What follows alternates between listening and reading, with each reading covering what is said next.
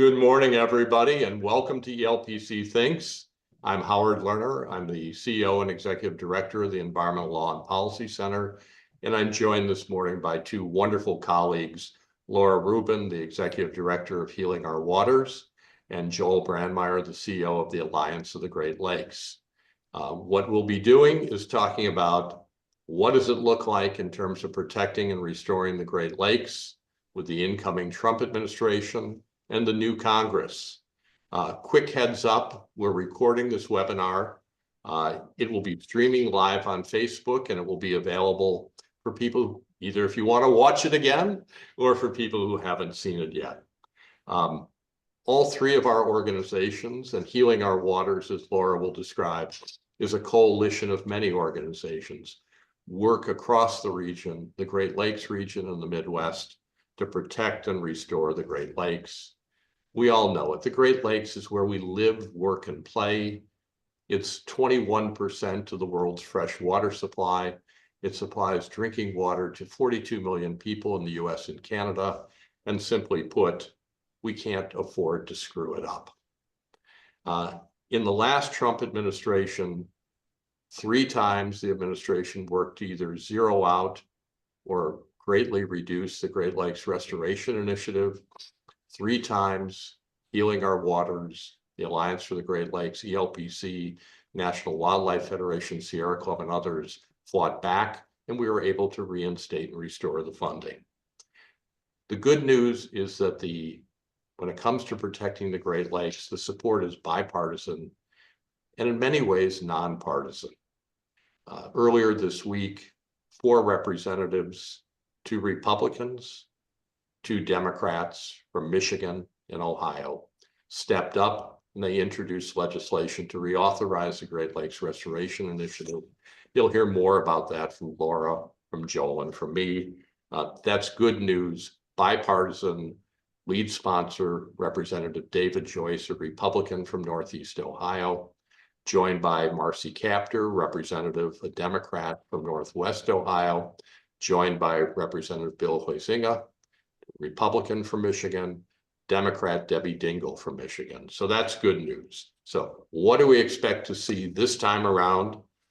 Let's talk about it, both the opportunities and challenges.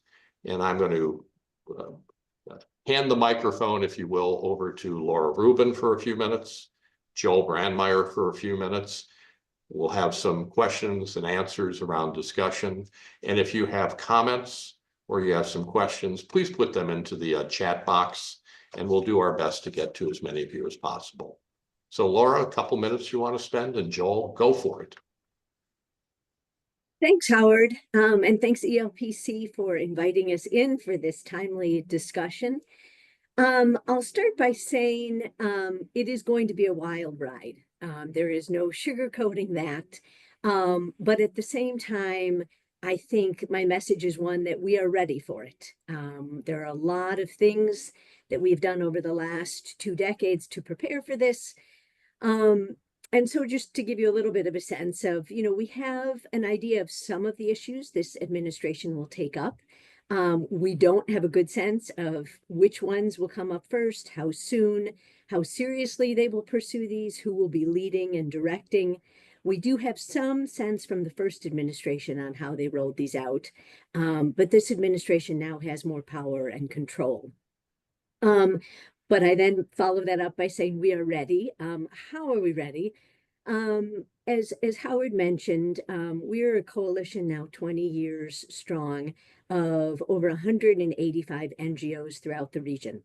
That's geographically dispersed, focus area, size, racially diverse voices and partners. We also have a very strong Great Lakes community with our other Great Lakes partners, the Great Lakes Commission, the Great Lakes Cities Initiative. We have very strong Great Lakes funders in the region. And as Howard mentioned, we have very strong relationships with past members of Congress, with long-term civil servants in our agencies at the federal level. We have very strong scientific research and academies throughout the region. And throughout that, we have been able to come together as a region and very clearly identify and agree upon priorities for the region. And I think that that has really helped us obtain federal funding and strong programs. One of the things that the coalition does is we really help NGOs and their staff engage in the federal protection of the Great Lakes region.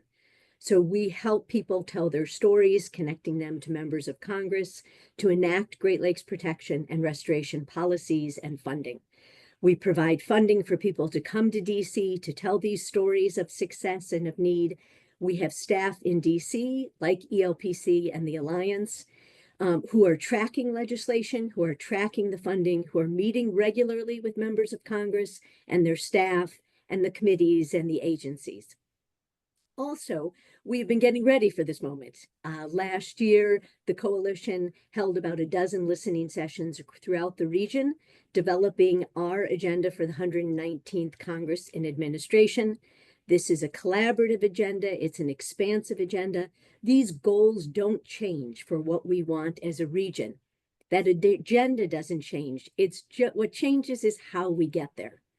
What we expect to see from the administration is across the board cuts.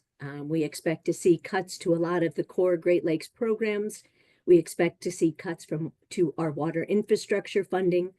And we also know that this is an anti-regulation administration. So we expect to see cuts to especially the Clean Water Act, but some of the other seminal pieces of environmental legislation. So the coalition is working with our partners and really focusing on defending the Great Lakes Restoration Initiative program and its funding.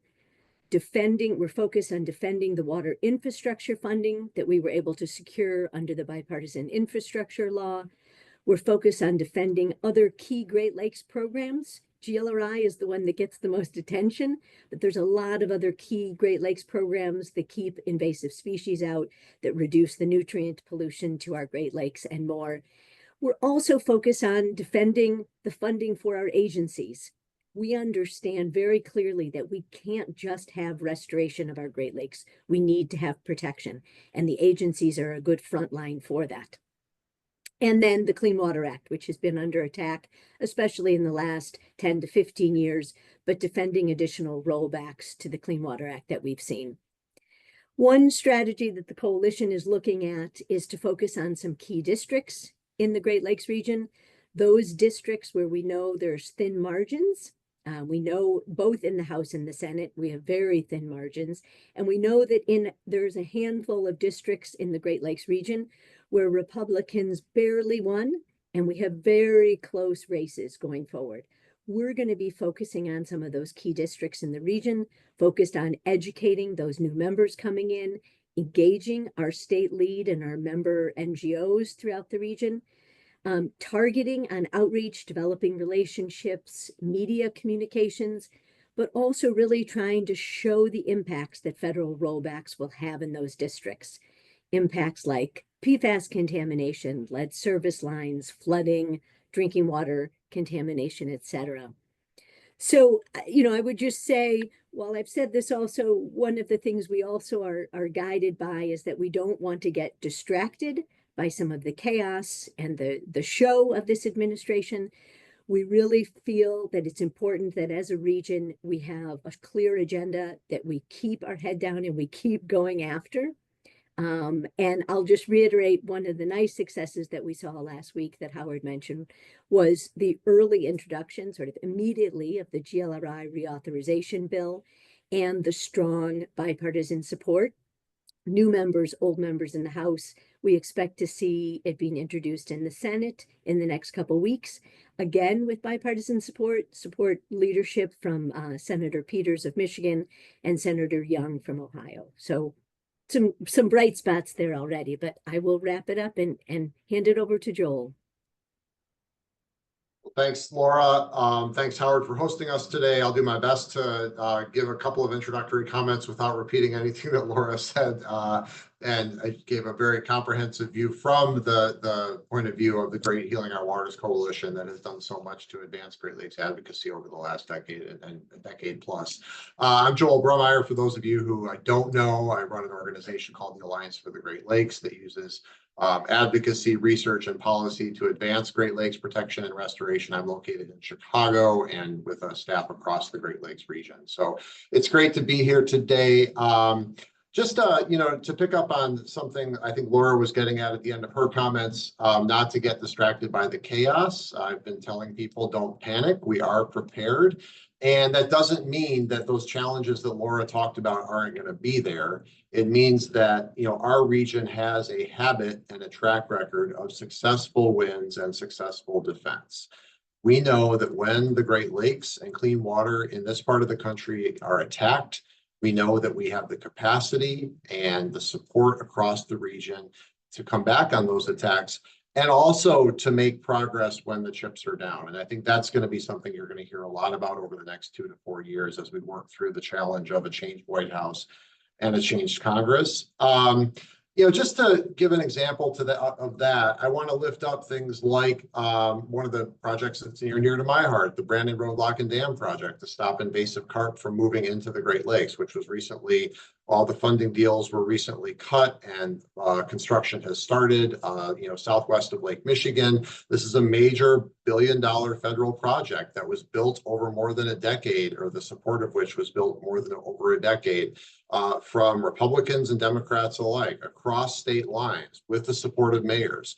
Laura's done a ton of work, of course, on the Great Lakes Restoration Initiative, which is successful because it has that same kind of support. The Great Lakes region has a really long track record of building support for these kinds of protective and restorative projects. And I don't think that's going to go away regardless of who's in the White House. I want to touch a little bit too on the importance of, as we look forward, just responding and challenging our decision makers to be responsive to the basic needs of people in the region around clean water. Like, we know that, and I'm sure you all have heard sort of vague references to, clean air and clean water from the incoming administration. Well, the reality is that not everybody in the Great Lakes region, not every community is sharing and enjoying in the promise of clean water for everybody. Whether you are living in the Western Lake Erie Basin and you're dealing with toxic algae blooms in your drinking water supply, or you're in Northeast Wisconsin and dealing with the contamination of groundwater, or you're in a Great Lakes city where your drinking water is running through lead pipes. We have hundreds of thousands, if not millions of people, and dozens of communities, hundreds of communities that aren't receiving the promise of clean water here in the Great Lakes. And that's something that, getting those basics right is something that every decision maker over the next 2 to 4 years is going to have to be held accountable to. Similar to issues, what Laura talked about, water infrastructure, issues like flooding and sewage overflows that are threatening people's health, threatening, the businesses and damaging property. So we're going to be looking to this administration, this Congress, to continue work to get those basics right, protect the clean waters of the Great Lakes, and make sure that clean water is part of our communities up and down, side to side across the region. I also think it's critical to note there's a lot of work to restore the Great Lakes and protect the Great Lakes that has yet to be done.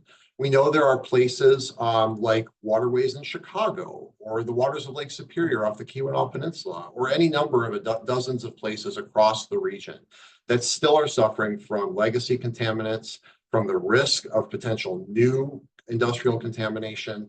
And these are problems that have to be figured out and solved. Fortunately, as I talked about at the beginning of my comments, we have a long track record of identifying and going to work to solve those problems. And I expect that drive will continue under the Trump administration, under this Congress, and we'll be looking for their response.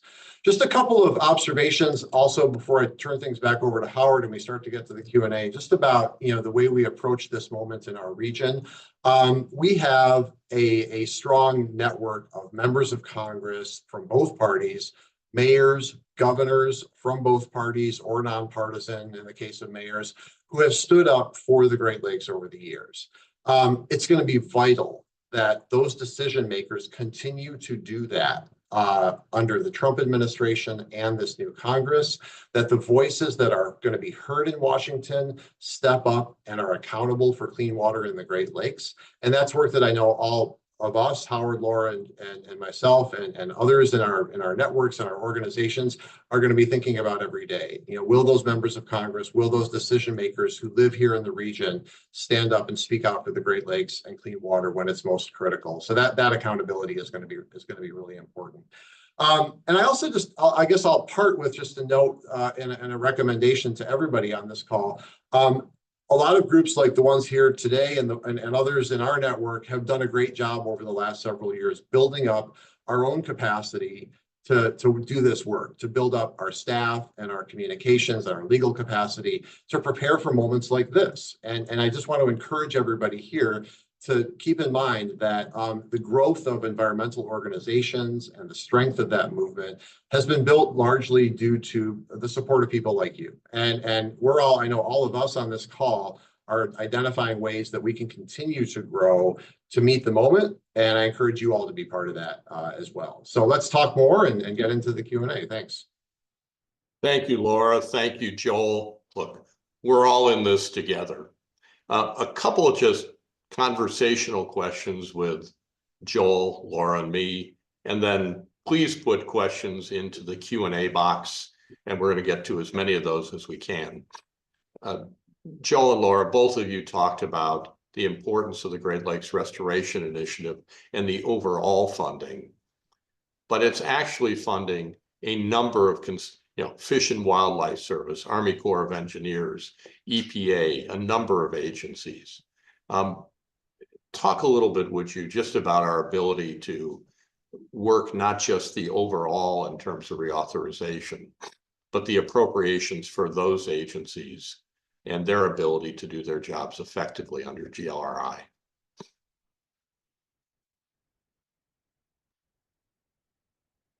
I guess I'll jump in. Yeah, right. I mean, the GLRI is a unique program in that the funding goes to US EPA, but it flows down through, I think it's 14 different agencies.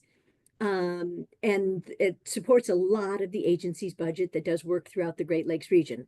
US Army Corps, National Oceanic and Atmospheric Administration, Fish and Wildlife, a lot of the agencies doing, very diverse things on the Great Lakes. Army Corps is definitely more of the cleanup of the toxic, most contaminated sites in the Great Lakes. NOAA is doing more on some of the climate resiliency work and the coastal work, Fish and Wildlife, more on the habitat restoration, Forest Service, etc. And a lot of these agencies and the state agencies rely on this money. There's a lot of staff there. There's a lot of long-term research. So, this program has been going now for 15 years and a minimum of $300 million a year. So that's a lot of staffing and agencies and projects that it supports.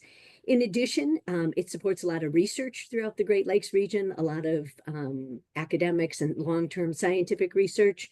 And most recently, through a lot of the work of our groups on this call and in the coalition, it is also supporting more community-based work, more grounds-up work from there's a new environmental justice program under the GLRI program, funding a lot of more tree planting in some of our urban environments, addressing some of the flooding and the upstream downstream collaboration. So it's amazing to see the tentacles that it has throughout the region. One of the things that the coalition is going to really try to focus on in the next year is, we always are telling the success stories of the GLRI, but doing more restoration tours out in the region. And so showing those new members of Congress and existing members of Congress and the public, the impact that this program has and the breadth. And I think that's what you were getting at, Howard. Yep. Yeah, if I could comment on this too, it's just the Great Lakes Restoration Initiative, one of the key benefits has been how the work gets done, not just that the funding moves. And so one of the things I know we're all going to be paying attention to is if there are efforts to perhaps keep funding flowing, but actually undermine the ability of the agencies to do their jobs, right? And so you can't have one without the other. You can't sort of cut off the legs of these critical scientists and leaders within the agencies and still expect all that good work to get done and the quality to be there. And so that's one of the conflicts I know that we're going to be paying attention to and working to make sure that doesn't happen. And I'm going to pick up on a point that carries forward something that both Joel and Laura said about involving state and local officials. Keep in mind, 8 years ago, when President Trump was elected, the governors in the Midwest states were Bruce Rauner in Illinois, Scott Walker in Wisconsin, Rick Snyder in Michigan. Most of the attorneys generals were Republican rather than Democratic. Some of them were involved in suing the EPA across the board on a variety of issues, like the Michigan Attorney General. And the state Supreme Courts were not especially friendly forums. We're in a very different situation right now. We're dealing with at least 4 Democratic governors and some of the Republicans as well, plus Democratic governors in Pennsylvania and New York. So that's, Illinois, Minnesota, Wisconsin, Michigan, Pennsylvania, and New York, all Democrats, all been very supportive of protecting the Great Lakes. And the governors in Ohio and Indiana, Republicans, certainly we've seen Governor DeWine be supportive in some ways. We'll see what Governor Braun, he just started in Indiana, does. But very different situation than it was 8 years ago. Likewise, we're dealing with many Democratic attorney generals who we have strong working relationships with, who've been supportive of the Great Lakes. And we're dealing with state Supreme Courts that are, I think it's fair to say, environmentally friendly these days. So that's a very different on-the-ground situation in a much more positive way for us than we had before. I want to start picking up some of the questions in the Q&A and chat. Joel and Laura, why don't you comment on U.S.-Canadian relationships? We've all worked pretty successfully with the Canadian governments in Quebec and Ontario on protecting the Great Lakes. Then there have been some issues, for example, involving the Line 5 pipeline, where we've been at odds. Talk a little bit, if you will, about what you see the relationships being with the U.S. and Canada on protecting the Great Lakes going forward. Assuming that Canada doesn't become the U.S. 51st state, which I don't think is going to happen. All right, Laura, I'll jump in on this one first, and leaving aside like predictions of chaos. I think it's one thing for all of you, if you don't know on this call, there is a framework for how the U.S. and Canadian federal governments talk to each other about Great Lakes issues. It's called the Great Lakes Water Quality Agreement. Not going to go into a lot of detail about that, but just so you know, there's a policy and goal-based framework for doing that. Stepping back, practically, I think one of the best things that the governments of the U.S. and Canada can do is to continue to, in a friendly and mutually supportive way, challenge each other to do better for the Great Lakes, right? And I want to give a couple examples of that. One is we've seen the Canadian government really take the lead on managing protections against invasive species from ship ballast water. They have implemented regulations that are designed to prevent freshwater ships from moving invasive critters across this 1,000-mile watershed and introducing them into new lakes. That's been really welcome. US EPA, for example, is lagging behind on that issue. We have seen in the US, of course, the Great Lakes Restoration Initiative was launched back in 2009. Just recently, the Canadian federal government instituted its own new freshwater program with a major new national water office and substantial new funding for the cleanup of their own areas of concern, their sort of legacy contaminated sites in the Great Lakes. And so I think that kind of mutual friendly challenging to do better is really important to continue and not to backslide, the other direction. And so that means continuing to have those coordinating conversations, between the two countries and find places where we can push them to do better. And I'll stop there. Laura, you may have something to add. I'll just emphasize that. I completely agree. I think, the one other entity is the International Joint Commission that oversees that water quality agreement. And I do see, in addition to sort of helping push both Canada and the US, it has also made a very strong effort in involving more of the Indigenous communities in some of the decision-making structure.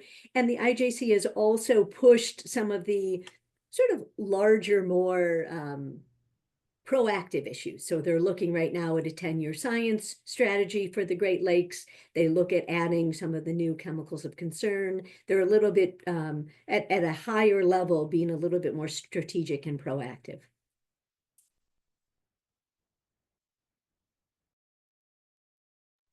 Addressing a couple of the questions that have been raised, Aaron Dorman has asked about diverting Great Lakes water. Aaron, the short answer on that, and Joel and Laura and I could talk at length, is that the Great Lakes Compact is in place and that prohibits the diversion of water outside of the Great Lakes Basin unless it's in effect approved or not vetoed by any of the governors. So there is a degree of protection.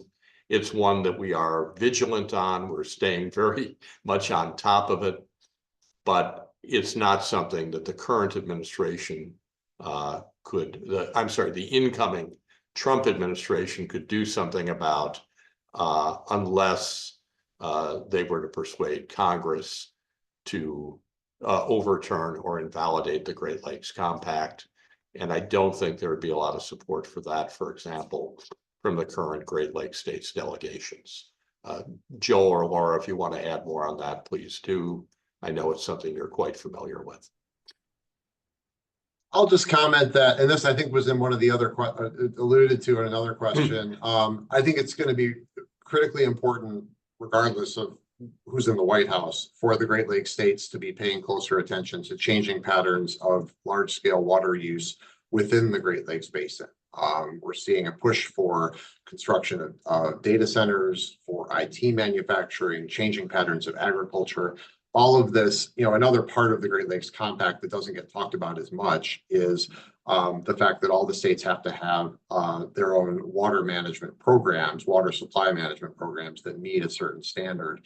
And within that and in other pathways, it's really critical that the Great Lakes states start to get on top of some of these changing patterns of domestic water use. And so that's something to pay, I think, as much attention to as we do pay attention to defending from some of these, frankly, ludicrous proposals to export water across the country, which I agree with Howard will not happen for lots of reasons. Okay, let's talk a little bit, some questions about factory farms and toxic algae outbreaks. Western Lake Erie being the center of that, but also algae popping up in Green Bay, Saginaw Bay, Sheboygan, Lake Superior, other places.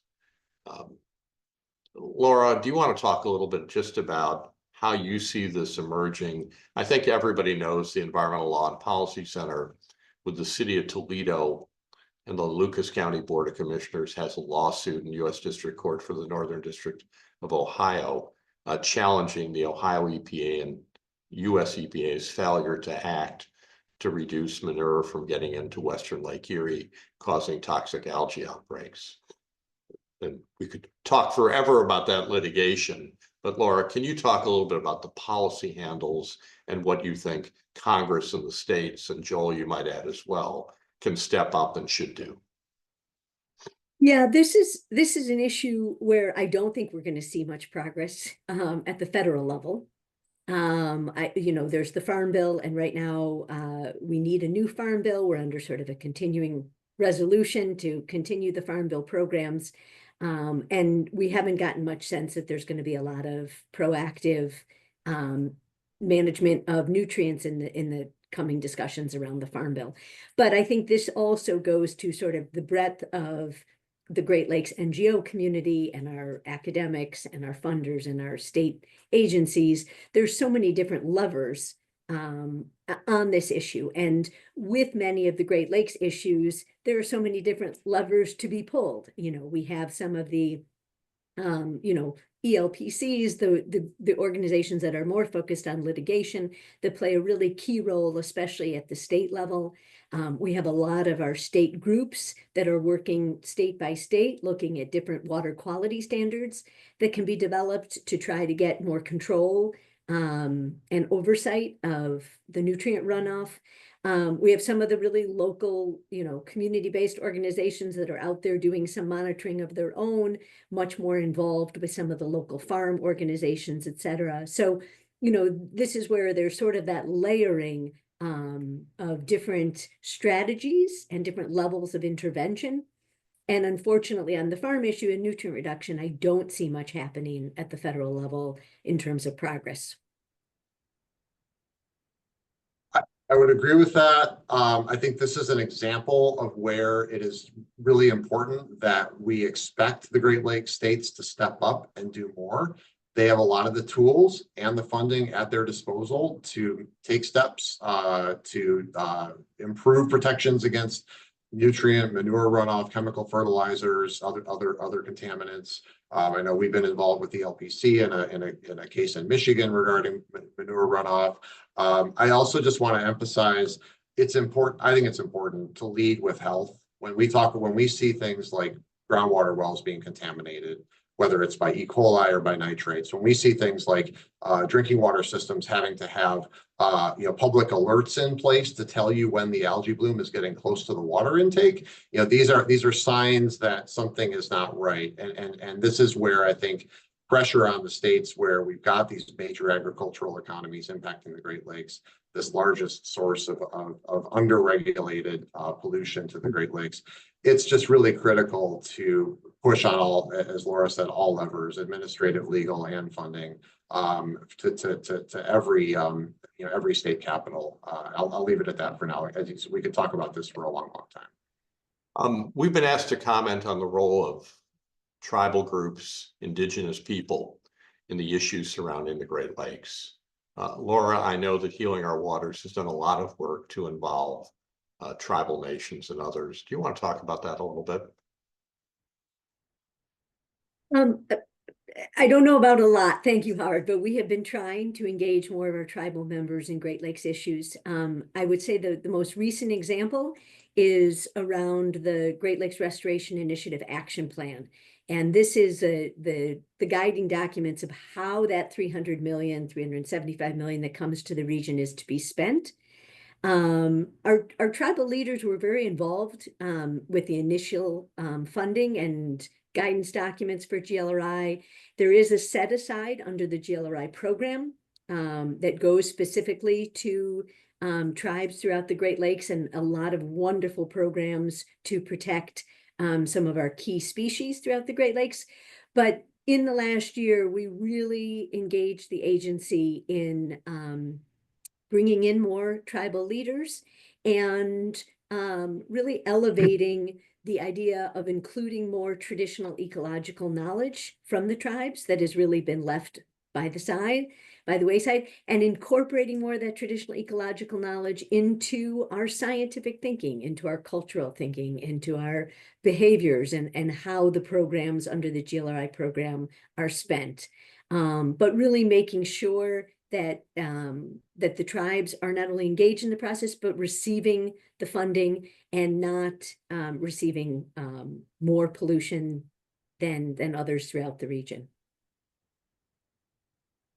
I'm going to address a couple of questions quickly, and then Joel, why don't you talk a little bit about the Great Lakes Program Office, EPA, under the new administration, how you think that's going to emerge. I'll give you a minute to think that through, just some rapid response here. On the questions that were asked about the Swamp Busters litigation, Swamp Busters program is under attack in the federal district court in Iowa. ELPC is representing environmental and farmers groups as friends of the court's amicus curiae to try to make sure we protect that program, preserve it against legal challenge. We could talk about Swamp Busters in a lot of detail. That case happens to be in Iowa, outside of the Great Lakes Basin. Question being asked about Indiana. It's a tough state. Susan Thomas, you and I both know that. Keep in mind, Senator Todd Young is co-chair of the Great Lakes Caucus in the Senate.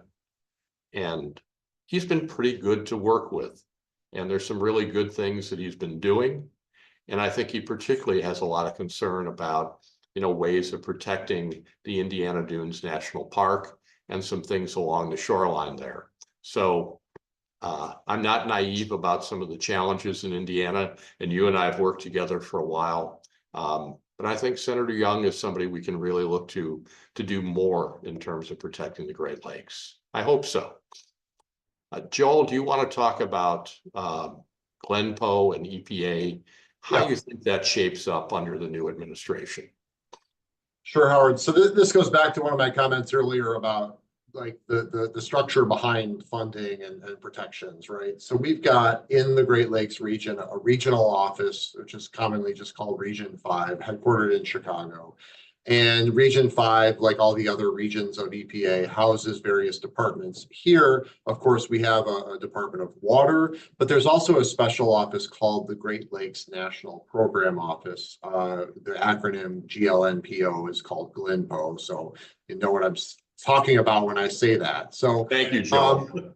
In the very short version is that the water team is focused on implementing and enforcing clean water regulations.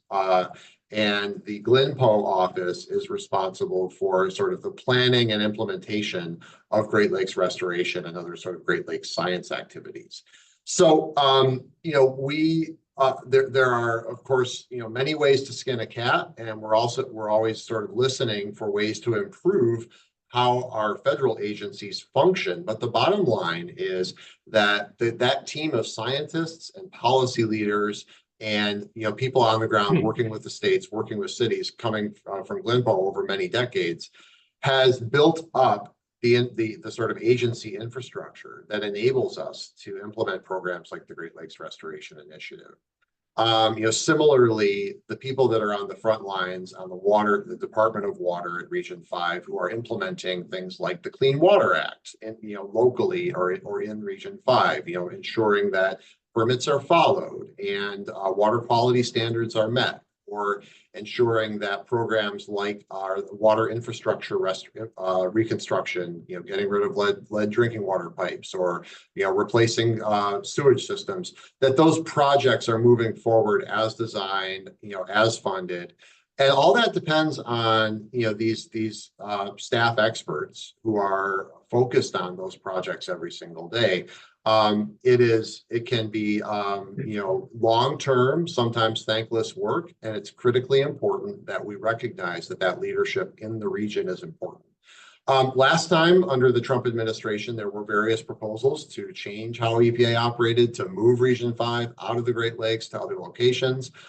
In the spirit of, again, not trying to predict the future, but being ready, we're going to be paying very close attention to any proposals to make changes to the Great Lakes National Program Office, to make changes to how EPA implements the Clean Water Act and the Safe Drinking Water Act here in the Great Lakes Basin, because we know that personnel to some extent is policy, and so that the choices we make about how to run these programs, who they're running, who's running them, and where they're being run from are really critical to get right for the Great Lakes. So again, we'll pay attention and be very vigilant in ensuring that, and Howard, I know your original question was about the Great Lakes National Program Office, that core presence for the Great Lakes within EPA is supported and elevated and maintained. And to answer David Rankin's question, yes, we will all be focused on who will be the next EPA Region 5 administrator, at least to the best of my knowledge. That hasn't been determined yet. There appear to be a lot of hats going into the ring, but no news yet to report. I think all of us will be very focused on that. Hey, quick correction. My good colleague, ELPC Managing Attorney Rob Michaels points out, ELPC attorneys represent the Iowa Farmers Union as interveners, not as amicus curiae friends of the courts in the Swamp Buster case. My bad. We're interveners, legal status, as opposed to amicus curiae. Couple questions, Joel and Laura, about radionuclides in the Great Lakes. Anything on that you'd like to comment on?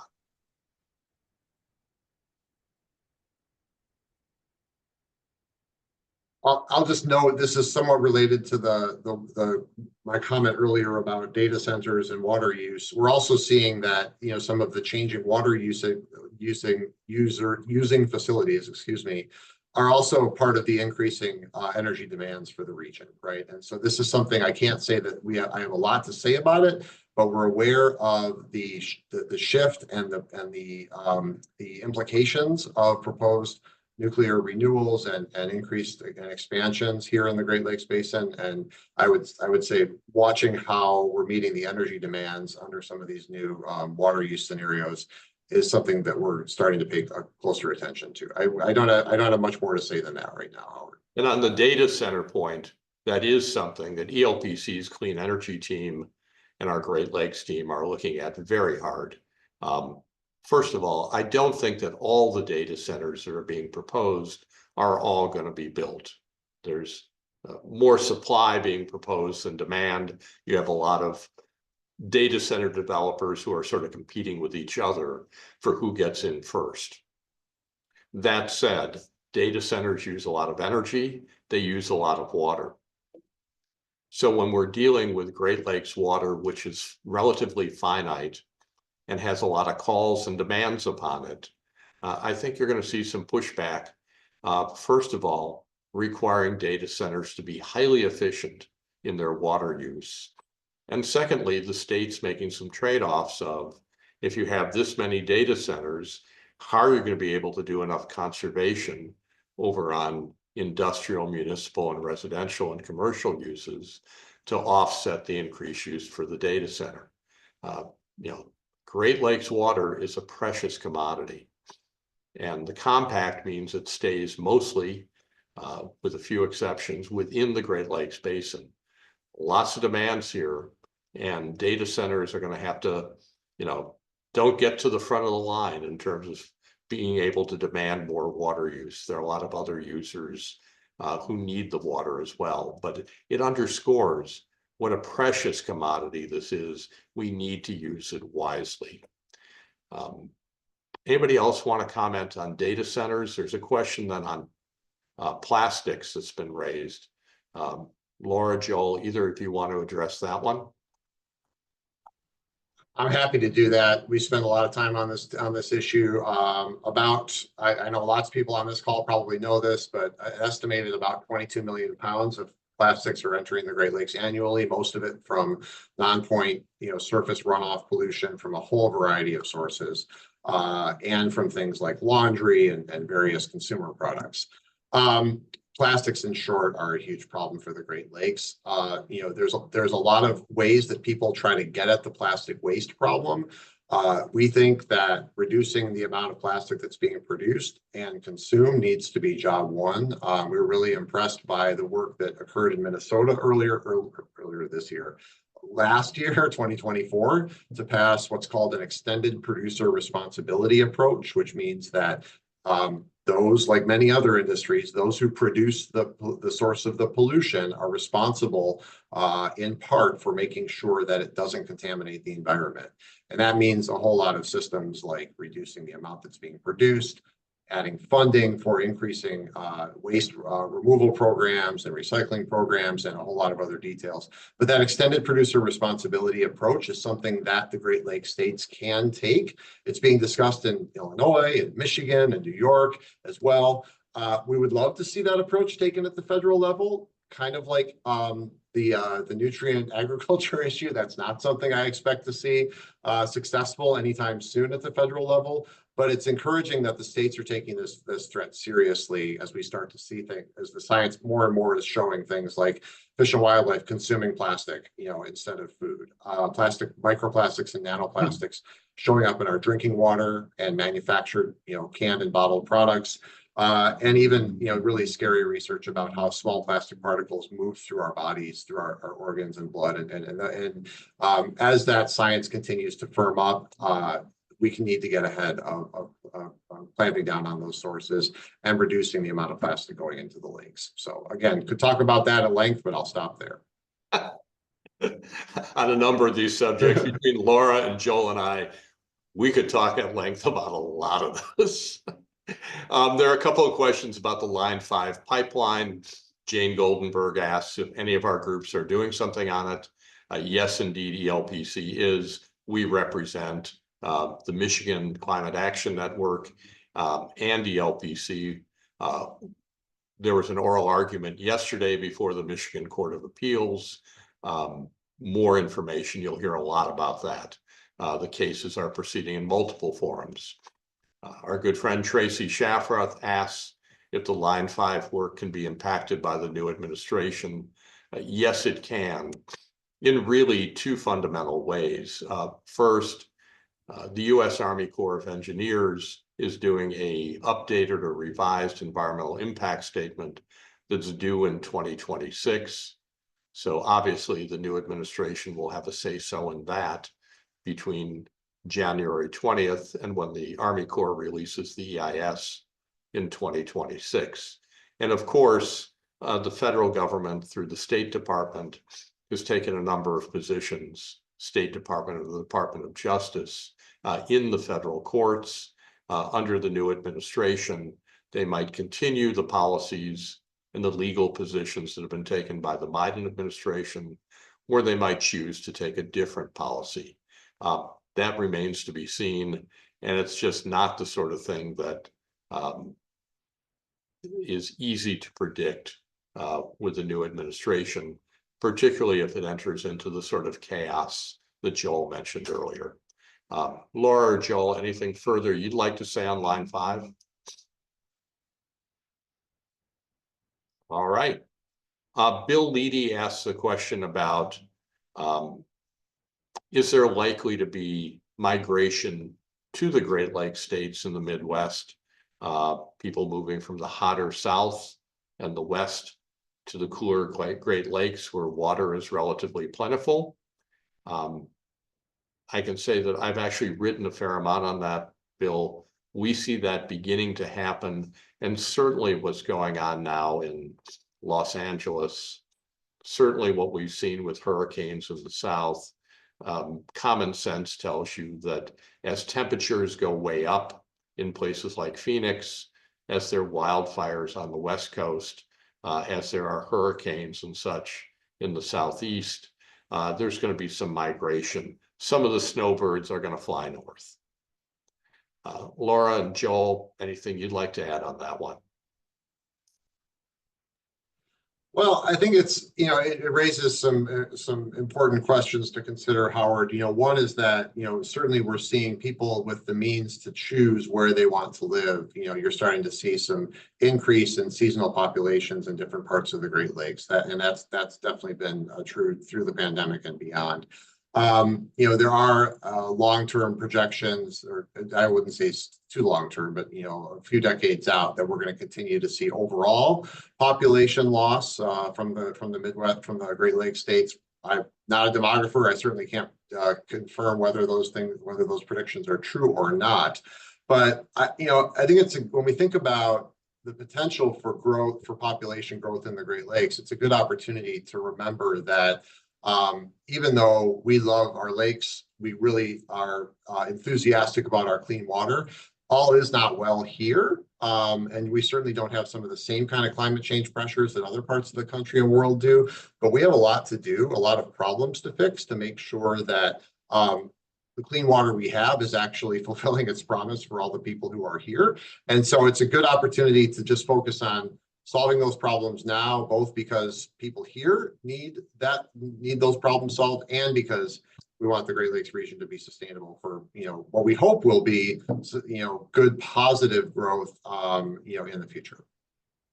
All right, let's move to wrap up. Oh, go ahead, Laura. I was going to say, I was just going to add, Joel do sort of a lightning round, and we'll wrap up. All to Laura Rubin. Well, just one other point on the sort of climate migration. I think it also strengthens the Great Lakes motivation and reason to really invest in water infrastructure. As Joel talks about, we don't necessarily have the infrastructure to support the current needs and the current communities, but especially in terms of looking at the future projections of the kinds of storms that we'll be receiving, the amount of rainfall. And also, we've just been through a period of very high lake levels. Right now, they are low, but coastal resiliency is another thing that we're very concerned about, especially as we see people continue to migrate to the Great Lakes and wanting to live along the shorelines.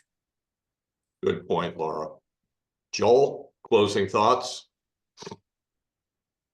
I'll just express an appreciation for the enthusiasm shown on this webinar and others that we all have been part of over the last couple of months.